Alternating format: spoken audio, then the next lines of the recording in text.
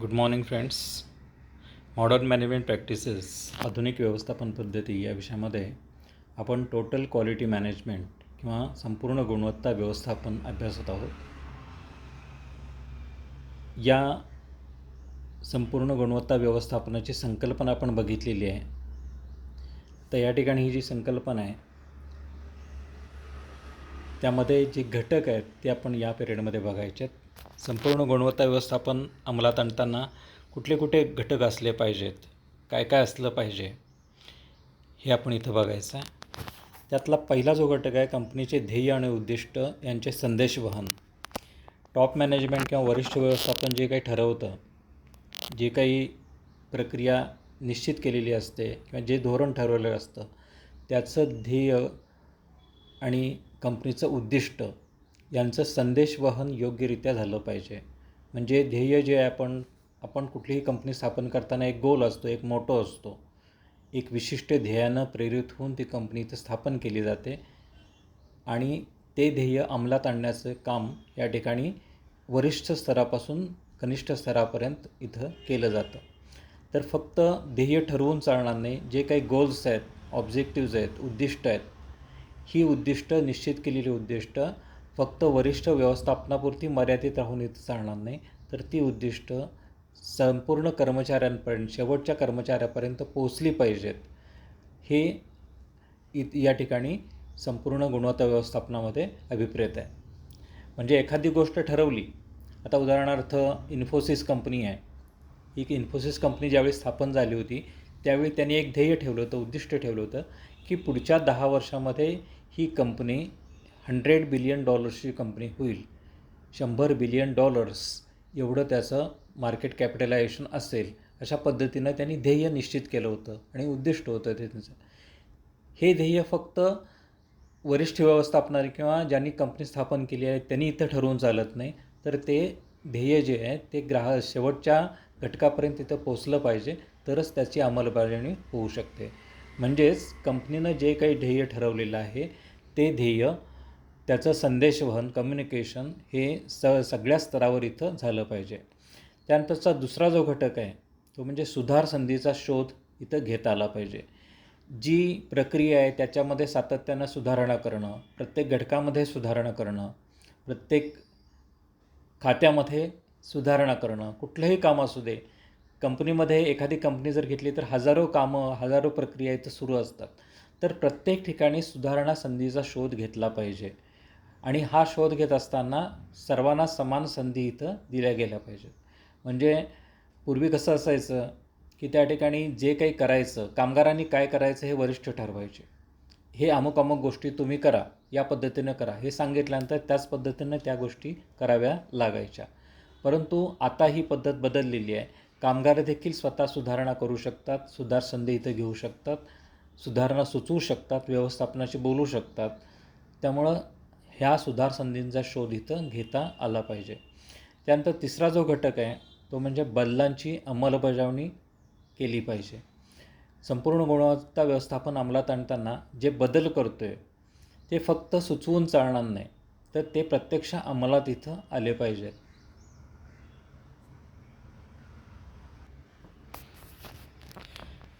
ज्याला पेपरवर्क म्हणता येईल, असे पेपरवर्क बऱ्याच वेळा होत असतं. म्हणजे जे काही बदल असतात ते कागदावर होतात, प्रत्यक्ष त्याची अंमलबजावणी होत नाही. परंतु ज्यावेळी आपल्याला संपूर्ण गुणवत्ता अंमलात आणायची असते त्यावेळी हे बदल तातडीनं योग्य वेळेमध्ये बदल झाले पाहिजेत आणि त्याची अंमलबजावणी झाली पाहिजे. आणि त्यानंतरचा जो घटक आहे तो सगळ्यात महत्त्वाचा घटक आहे. कामगिरीचं सातत्यानं मूल्यमापन केलं पाहिजे.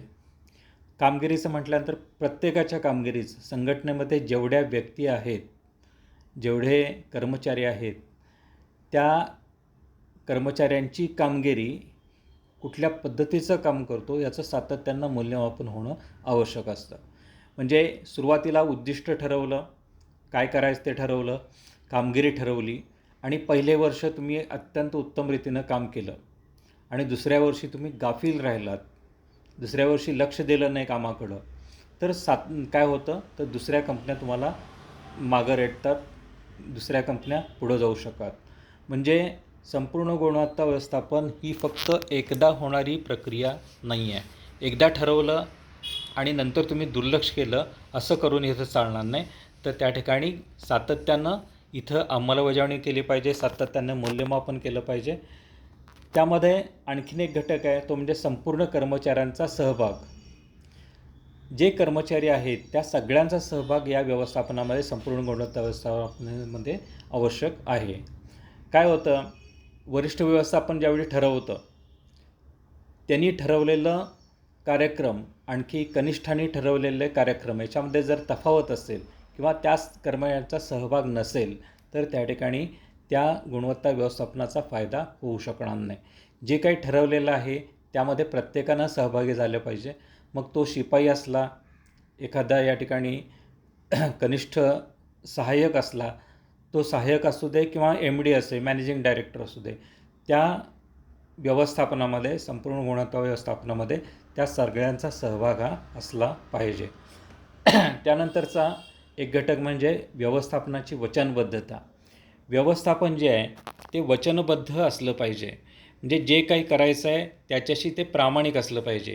म्हणजे काय करायचं एक धोरण किंवा ठरवलेलं एक धोरण आणि प्रत्यक्ष करायचं वेगळं धोरण असं असून चालणार नाही. जे काही करतो ते प्रामाणिकपणे करणं, वचनबद्ध असणं, कार्यक्रमाशी निगडीत राहणं इथं आवश्यक असतं.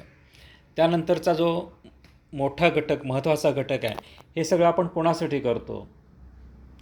गुणवत्ता व्यवस्थापन करायचं ते कोणासाठी करतो किंवा कंपनी स्थापन करतो हे कोणासाठी करतो? तर कंपनी ही स्वतःसाठी स्थापन केलेली नसते, तर त्याच ठिकाणी ग्राहकांना चांगल्या सेवा मिळाव्यात, ग्राहकांना चांगली उत्पादनं मिळावीत, ग्राहक हा राजा मानला जावा, हे या दृष्टीनं इथं बघितलं जातं आणि त्याच्यासाठी हा सगळा कार्यक्रम सुरू असतो. म्हणजे एखादी कंपनी फक्त त्या कंपनीच्या कर्मचाऱ्यांमुळं मोठे होते किंवा व्यवस्थापनामुळं मोठे होते असं नाही आहे. तर त्या ठिकाणी कंपनीची मोठेपण हे ग्राहकांच्या मनावर बिंबवलं पाहिजे, तरच ती कंपनी या ठिकाणी मोठी होऊ शकते. कुठलाही कार्यक्रम हा ग्राहकाभिमुख असला पाहिजे, तरच त्याच्यामध्ये त्या गुणवत्ता व्यवस्थापनाचा उपयोग होऊ शकतो. त्यानंतरचा एक घटक आहे म्हणजे सांख्यिकीय गुणनियंत्रण. सांख्यिकीय गुणनियंत्रण म्हणजे काय? आपण भल्या कितीही सुधारणा करू, आपल्या दृष्टीनं त्या सुधारणा झाल्या असतील, परंतु त्या ग्राहकाच्या दृष्टीनं, कर्मचाऱ्यांच्या दृष्टीनं किंवा संख्याशास्त्राच्या दृष्टीनं त्या पटल्या पाहिजेत. खरोखर सुधारणा झाल्या आहेत की नाही हे समजलं पाहिजे. कारण आपण जरी सुधारणा म्हणत असलो तरी त्या ठिकाणी इतर लोक मान्य इथं करणार नाहीत. त्यामुळं आपण जे काही बदल केलेले आहेत त्याचं सांख्यिकीय गुणनियंत्रण इथं झालं पाहिजे. गुणवत्ता ही सांख्यिकीयदृष्ट्या आली पाहिजे. म्हणजे इतरांपेक्षा आपलं उत्पादन चांगलं आहे हे फक्त आपण म्हणून चालणार नाही आहे, तर त्या ठिकाणी ते उत्पादन चांगलं आहे हे ग्राहकांनी मान्य केलं पाहिजे. त्या ठिकाणी हे दिसलं पाहिजे, ग्राहकाला ते दिसलं पाहिजे आपलं उत्पादन चांगलं आहे, तरच तो ग्राहक मान्य करू शकतो.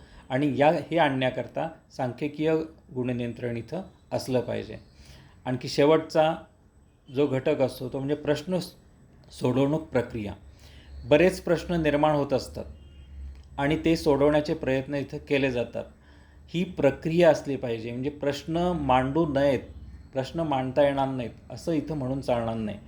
कुणालाही प्रश्न इथं उभा करता आला पाहिजे, मांडता आला पाहिजे आणि तो सोडवण्याची प्रक्रिया, विशिष्ट प्रक्रिया त्या संघटनेमध्ये असली पाहिजे. गुणवत्ता व्यवस्थापन म्हणजे फक्त व्यवस्थापनानं सांगणं आणि कर्मचाऱ्यांनी काम करणं असं नाही आहे. तर त्या ठिकाणी प्रत्येकजण, प्रत्येक घटक प्रश्न विचारू शकतो, त्या प्रश्नाची सोडवणूक होते अशी त्याला खात्री असते आणि खात्री असल्यामुळंच तो प्रश्न चांगल्या पद्धतीनं विचारू शकतो आणि तो सोडवला जातो. हे जर असेल तरच ती प्रक्रिया संपूर्ण गुणवत्ता प्रक्रिया योग्य आहे असं म्हणता येईल. बऱ्याच वेळा होतं काय की प्रश्न विचारले जातात आणि प्रश्न विचारणाऱ्याला तिथं दाबलं जातं, उत्तर इथं दिलं जात नाही किंवा उत्तर डावललं जातं. असं करून चालणार नाही. ज्यावेळी तुम्हाला गुणवत्ता आणायची असते संघटनेमध्ये त्यावेळी प्रश्न विचारण्याचा हक्क असला पाहिजे. त्याचबरोबर प्रश्नाची सोडवणूक करण्याचा विशिष्ट कार्यक्रम, विशिष्ट प्रक्रिया ही असली पाहिजे. तर ह्या सगळ्या घटकामुळं ही संपूर्ण गुणवत्ता व्यवस्थापन इथं तयार होत असतं. आता हे जे घटक बघितले त्याच पद्धतीनं संपूर्ण गुणवत्ता व्यवस्थापनाची तत्त्व, principles of total quality management, हे देखील आपण बघणं इथं आवश्यक आहे. व्यवस्थापन, संपूर्ण गुणवत्ता व्यवस्थापन आणत असताना हा जो कार्यक्रम आहे तो पूर्णपणे ग्राहक केंद्रित असला पाहिजे. पहिलं प्रिन्सिपल आहे. आपला जो कार्यक्रम अंमलात आणायचा आहे तो पूर्णपणे ग्राहक केंद्रित असला पाहिजे, ग्राहकाशी निगडीत असला पाहिजे. म्हणजे क्वालिटी, संपूर्ण गुणवत्ता ही आपल्यासाठी किंवा संघटनेसाठी नसून ती ग्राहकाशी निगडीत आहे. ग्राहकांना ते महत्त्व पटलं पाहिजे. त्या दृष्टीनं हा कार्यक्रम जो आहे तो ग्राहक केंद्रित कार्यक्रम असला पाहिजे. दुसरं जे तत्त्व आहे ते म्हणजे कर्मचाऱ्यांची संपूर्ण वचनबद्धता असली पाहिजे. कर्मचाऱ्यांची फक्त सहभाग असून चालणार नाही, तर प्रत्येक कर्मचारी हा त्या कार्यक्रमाशी बांधील असला पाहिजे. त्यानं तो कार्यक्रम संपूर्णरित्या स्वीकारला पाहिजे. तो त्याच्यावर थोपवलेला असून चालणार नाही, किंवा या ठिकाणी आपण काम कर, अमुक पद्धतीने काम कर असं फक्त थोपवलं तर तो काम करेल, परंतु त्याच्यामध्ये मनापासून तो काम इथं करू शकणार नाही. आणि व्यक्ती ज्यावेळी मनापासून काम करत नाही त्यावेळी त्या कामाचं ते काम एवढं चांगलं होऊ शकत नाही. त्याला स्वतःहून मनातून वाटलं पाहिजे की आपण कंपनीसाठी काहीतरी करतो आहे, कंपनीसाठी काम करतो आहे, आणि ज्यावेळी त्याला वाटेल त्याचवेळी ती व्यक्ती चांगल्या पद्धतीनं काम करू शकते. म्हणूनच कर्मचाऱ्यांची संपूर्ण वचनबद्धता हा घटक देखील सगळ्यात महत्त्वाचा आहे. त्यानंतर तिसरं जे तत्त्व आहे ते म्हणजे प्रक्रिया दृष्टिकोन, प्रोसेस. वेगवेगळे दृष्टिकोन व्यवस्थापनाचे मांडले जातात, त्यातला हा जो दृष्टिकोन आहे, प्रक्रिया दृष्टिकोन, हा सगळ्यात महत्त्वाचा आहे. गुणवत्ता आणत असताना प्रत्येक प्रक्रियेमध्येही गुणवत्ता आणली पाहिजे. समजा एखादं उत्पादन करायचं आहे आणि ते वेगवेगळ्या प्रक्रियेतून जात असेल तर फायनल प्रॉडक्टचं गुणवत्ता बघून चालणार नाही, तर प्रक्रियेची गुणवत्ता बघितली पाहिजे. प्रक्रियेमध्ये जर गुणवत्ता असेल तर त्या ठिकाणी दोष राहणार नाहीत. दोष नाही राहिले तर संपूर्ण उत्पादन चांगल्या पद्धतीनं होऊ शकेल आणि संपूर्ण गुणवत्ता येऊ शकेल. अशा पद्धतीनं प्रक्रिया दृष्टिकोन इथं अवलंबला पाहिजे. जो काही कार्यक्रम आखायचा आहे त्याचे वेगळे टप्पे करणं, त्याच्या वेगळ्या प्रक्रिया निश्चित करणं आणि त्याच्यावर देखरेख ठेवणं, त्याच्यामधून गुणवत्ता आणणं इथं आवश्यक असतं. आणखीन एक महत्त्वाचं तत्त्व आहे ते म्हणजे एकात्मिक पद्धती अंमलात आणली पाहिजे. आता एकात्मिक पद्धती म्हणजे काय, तर हे डिस्टर्ब्ड का अशा स्वरूपाचा कार्यक्रम नाही आहे. जे काही करायचं ते निश्चित करायचं आहे, त्या पद्धतीनं करायचं आहे. म्हणजे आपण ध्येय धोरण ठरवत असताना फक्त उच्चस्तरीय धोरणं ठरवून चालणार नाही, तर मध्यम स्तरावर, कनिष्ठ स्तरावर काय धोरण असलं पाहिजे हे देखील एकाच वेळी ठरलं पाहिजे. म्हणजे समजा एखादी गोष्ट अंमलात आणायची आहे, एखादं नवीन प्रॉडक्ट आपल्याला बाजारपेठेमध्ये आणायचं आहे आणि त्याकरता टोटल क्वालिटी मॅनेजमेंट किंवा संपूर्ण गुणवत्ता आणायची आहे, तर त्या ठिकाणी हे आणत असताना वरिष्ठांनी काय करायचं, मध्यम स्तरावर काय करायचं, कनिष्ठ स्तरावर काय करायचं, कुणी काम करायचं, उद्देश काय असला पाहिजे, या सगळ्या गोष्टी ह्या पहिल्यांदा एकात्मिक स्तरावर इथं अंमलात आणल्या पाहिजेत, तरच त्याचा फायदा होऊ शकतो. ह्याच्यामध्ये समजा विघटन असेल किंवा एक पहिल्यांदा ठरवलं, वरिष्ठ व्यवस्थापनानं ठरवलं आणि ते कनिष्ठ व्यवस्थापनापर्यंत पोचलं नाही, तर त्याच्यामध्ये डिस्टर्ब होण्याची शक्यता असते. असं इथं करून चालणार नाही. त्यानंतर आणखीन एक महत्त्वाचं तत्त्व आहे ते म्हणजे व्यूहरचनात्मक दृष्टिकोन असला पाहिजे. जे काही आपल्याला गुणवत्ता आणायची आहे त्याच्याबद्दल एक विशिष्ट व्यूहरचना तयार केली पाहिजे. त्या व्यूहरचना बघत असताना वेगवेगळ्या व्यूहरचना असतात.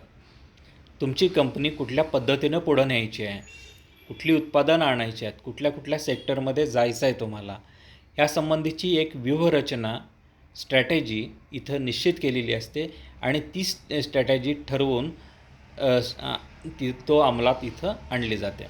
त्यानंतरचा घटक जो आहे तो म्हणजे सातत्यपूर्ण सुधारणा करणं.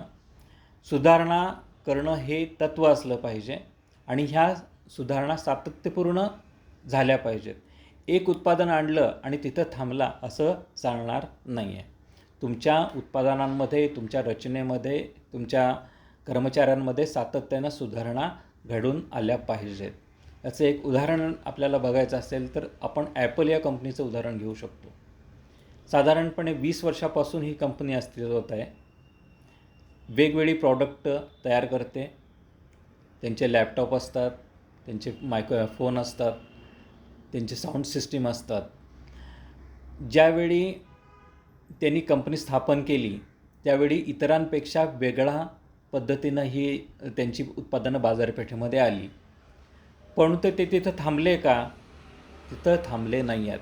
त्यांनी सातत्यानं आपल्या सुधारणा केल्या, सातत्याने ही उत्पादनं बदलली. आज देखील एवढं होऊन देखील आज देखील आपण ॲपलचा नवीन फोन केव्हा येतो याची वाट बघतो. एवढं कॉम्पिटिशन असताना देखील ॲपल फोनची वाट बघणं आणि अमेरिकेसारख्या देशामध्ये ॲपल फोन ज्यावेळी येतो किंवा आणला जाणार आहे निश्चित केलं जातं, त्यावेळी तो घेण्यासाठी रांगा लागतात. असं होतं का? तर या ठिकाणी हे इथं शक्य आहे. कशामुळे होतं? तर या ठिकाणी ह्या सातत्यपूर्ण सुधारणा केल्या जातात. यामुळं आपल्याला आज हे दिसून येतं. त्यानंतर दुसरं तत्त्व आहे ते म्हणजे वस्तुनिष्ठ निर्णय प्रक्रिया. निर्णय प्रक्रिया ही वस्तुनिष्ठ स्वरूपाची असली पाहिजे. निर्णय घेत असताना वस्तुस्थिती पाहिली पाहिजे. कुणाच्या व्हीम्स आणि व्हॅन्सीजनुसार इथे निर्णय घेऊन चालणार नाही. म्हणजे मला वाटतं, एखाद्या व्यक्तीला वाटतं असं म्हणून हा निर्णय घेऊन चालणार नाही. तर वस्तुस्थिती बघितली पाहिजे आणि त्यानंतरच निर्णय घेतले पाहिजेत. आणि सगळ्यात शेवटचं तत्त्व जे आपण याच्या आधी पण बघितलेलं आहे, उत्तम संदेश वहन असलं पाहिजे. कम्युनिकेशन चांगलं असलं पाहिजे. ग्रेप वाईन ज्याला म्हणता येईल, कुजबूज म्हणता येईल, अशा पद्धतीचं कम्युनिकेशन असून चालणार नाही. जे काही करायचं आहे ते निश्चितपणे पोचवणं, त्या कर्मचाऱ्यांना पोचवणं, स्पष्टपणे आदेश देणं, आदेशातील एकवाक्यता, स्पष्टता इथं असली पाहिजे आणि जो संदेश आहे तो शेवटच्या कर्मचाऱ्यापर्यंत पोचला पाहिजे. तरच त्या ठिकाणी संपूर्ण गुणवत्ता येऊ शकते.